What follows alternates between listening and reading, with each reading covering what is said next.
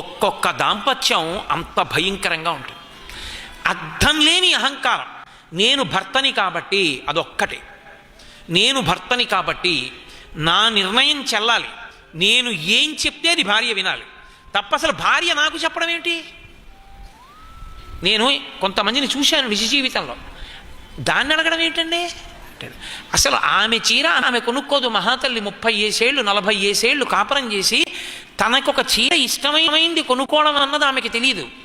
ఆయన తెచ్చినది ఆమెకి ఇష్టమై ఉండాలి, ఆయన తిన్నది ఆమెకి ఇష్టమై ఉండాలి, ఆయన వెళ్ళినది ఆమెకి ఇష్టమై ఉండాలి, ఆయన చేసినది ఆమెకి ఇష్టమై ఉండాలి తప్ప ఇది ఇష్టం లేదని కానీ ఇది చెయ్యవద్దని కానీ అనడానికి వీల్లేదు.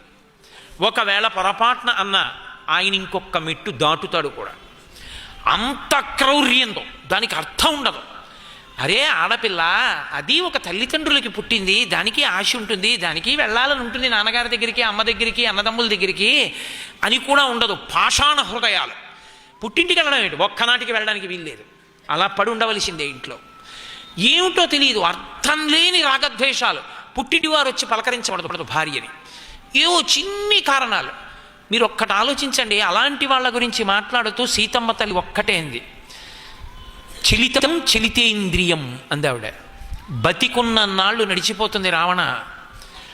ఒకనాడు నువ్వు కదలలేని స్థితి వస్తే, నీ మలమూత్రములు నువ్వు విసర్జించుకోలేని స్థితి వస్తే, అప్పుడు నీవు భోగము కొరకు వెతుక్కున్నవారు నీ సేవ చెయ్యరు, నువ్వు తాళి కట్టిన వాళ్ళు చెయ్యాలి. వాళ్ళు ఏమంటారో తెలుసా? ఇంద్రియములకు వశుడు, ఎటువంటి తిరుగుడు తిరిగినవాడు వీడు అంటారు. అప్పుడు నువ్వు బతికి చచ్చిపోయిన వాడివి రావణ. ఆ రోజు తెచ్చుకోకు. నివర్తయ మనోమత్త స్వజనీక్రియతాం మనః. నీ మనసు నీ ఇల్లాలి ఎందు పెట్టుకో, ధర్మాత్ముడు అయిపోతావు అంది తల్లి. వినలేదు. చిట్ట చివర 10 తలలు తెగిపోయి యుద్ధభూమిలో పడిపోయాడు. పల్లకీలో వచ్చింది.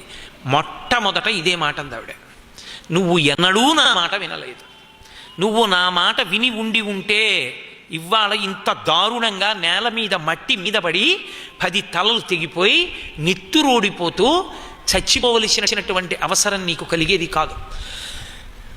నువ్వు దేవ దానవ యక్ష గంధర్వ కిన్నెర కింపురుషుల్ని ఓడించావు, కానీ నీ ఇంద్రియముల చేతిలో నువ్వు ఓడిపోయావు. నిన్ను రాముడు కాదు చంపింది, నీ ఇంద్రియములే చంపేశాయని. ఒక భార్య చేత అలా అనిపించుకున్నవాడు చచ్చినట్ట, చచ్చి 100 మాటలు చచ్చినట్ట.